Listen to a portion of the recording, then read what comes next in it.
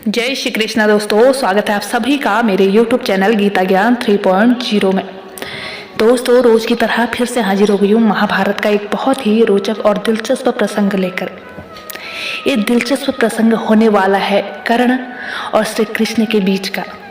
जी हाँ दोस्तों, सूर्यपुत्र कर्ण से आप सभी लोग वाकिफ होंगे। दोस्तों, महाभारत में सूर्यपुत्र कर्ण बेहद सुलझा हुआ और धर्म को सर्वोपरि रखने वाला और दानवीर था।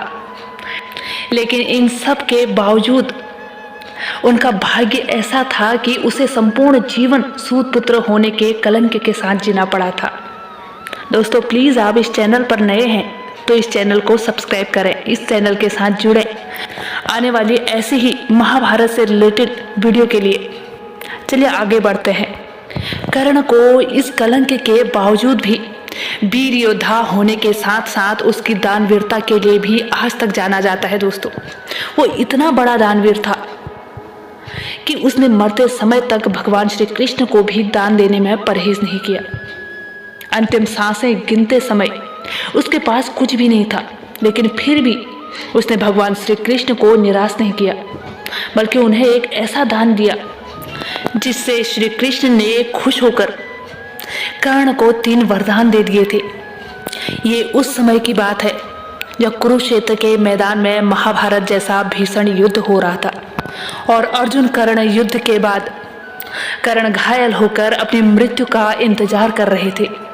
तो उस समय उनकी दानवीरता की परीक्षा लेने भगवान श्री कृष्ण उनके पास गए। उस धरा पर कर्ण अपनी अंतिम सांसें गिन रहे थे और अपने इस दुर्भाग्यशाली जीवन पर अफसोस कर रहे थे।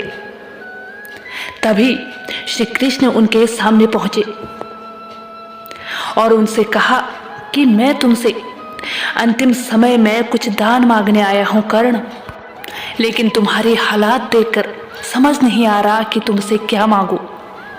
ऐसा लग रहा है कि तुम्हारे पास मुझे देने के लिए आज कुछ भी शेष नहीं है। लेकिन अपने जीवन में कर्ण ने दान के लिए आज तक किसी को इनकार नहीं किया था और ना ही खाली हाथ लौटाया था।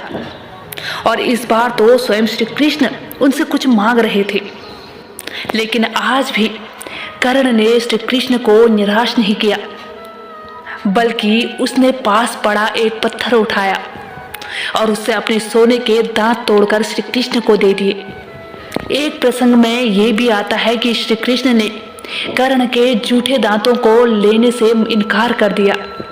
इस पर कर्ण ने एक तीर से जमीन में छेद किया और गंगा की धार बाहर निकाल दी। गंगा के जल से दांत को धोकर उसने फिर से श्री कृष्ण को वो दांत दे दिए। श्री कृष्ण उनकी इस दानवीरता को देखकर अत्यंत प्रसन्न हुए और कहा कि तुम्हारी ये दानवीरता युगों युगों तक याद रखी जाएगी कर्ण। वो कर्ण के लिए भावुक होते हुए उसे 3 वरदान मांगने को कहते हैं। कर्ण ने वरदान रूप में अपने साथ हुए अन्याय को याद करते हुए भगवान श्री कृष्ण से अगले जन्म में उनके वर्ग के लोगों का कल्याण करने को कहा। दूसरे वरदान में उसने मांगा कि उसका जन्म उस राज्य में हो जहां भगवान श्री कृष्ण का शासन हो। और तीसरे वरदान के रूप में अपना अंतिम संस्कार ऐसी जगह पर करने को कहा, ऐसे स्थान पर करने को कहा जो पाप मुक्त हो। भगवान श्री कृष्ण तीसरा वरदान सुनकर दुविधा में पड़ गए थे, क्योंकि इस संसार में ऐसी कोई जगह नहीं जहां पाप न हुआ हो, जहां बुरा कर्म न किया गया हो। बहुत सोचने विचारने के बाद भगवान श्री कृष्ण ने उनका अंतिम संस्कार अपने हाथों पर किया था। होप करती हूँ ये छोटा सा प्रसंग आपके लिए नॉलेजेबल रहा होगा। दोस्तों, अगर हाँ तो वीडियो को लाइक करें। अगर आप चैनल पर नए हैं तो प्लीज़ इस चैनल को सब्सक्राइब जरूर करें दोस्तों, और बेल आइकन को भी जरूर से प्रेस करें ताकि आने वाली मेरी हर नई वीडियो की नोटिफिकेशन सबसे पहले आप तक पहुँचे। तब तक के लिए जय श्री कृष्णा दोस्तों, राधे राधे।